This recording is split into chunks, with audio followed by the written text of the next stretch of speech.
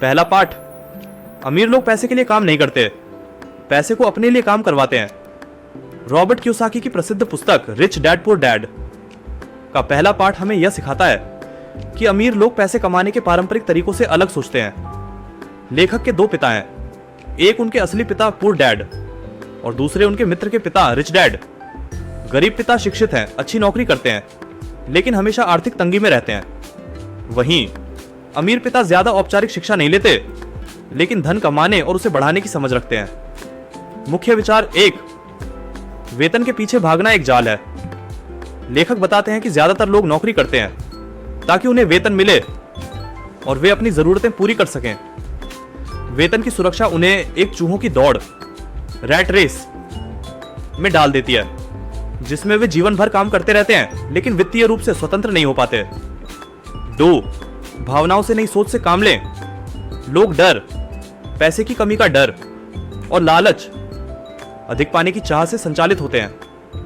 जब वेतन मिलता है तो वे उसे खर्च कर देते हैं और फिर डर के कारण दोबारा काम करना शुरू कर देते हैं। अमीर पिता कहते हैं कि इन भावनाओं को समझकर उस पर सोच समझकर निर्णय लेना चाहिए। 3, वित्तीय शिक्षा का महत्व। स्कूल हमें पैसे के बारे में नहीं सिखाते।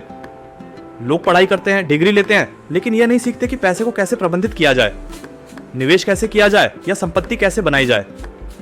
अमीर लोग वित्तीय ज्ञान को अपनाते हैं और उसी के आधार पर निर्णय लेते हैं। 4, पैसे को अपने लिए काम करवाओ।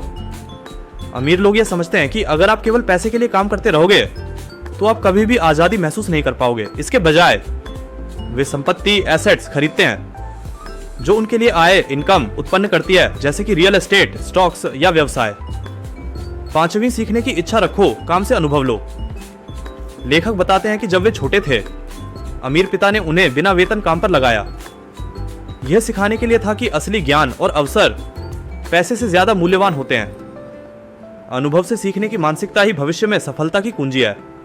निष्कर्ष, इस पहले पाठ का मूल संदेश यह है कि अगर आप आर्थिक रूप से स्वतंत्र बनना चाहते हैं तो पारंपरिक नौकरी की सोच से बाहर निकलना होगा। पैसा कमाना जरूरी है, लेकिन उससे भी जरूरी है पैसा बनाए रखना और उसे बढ़ाना सीखना।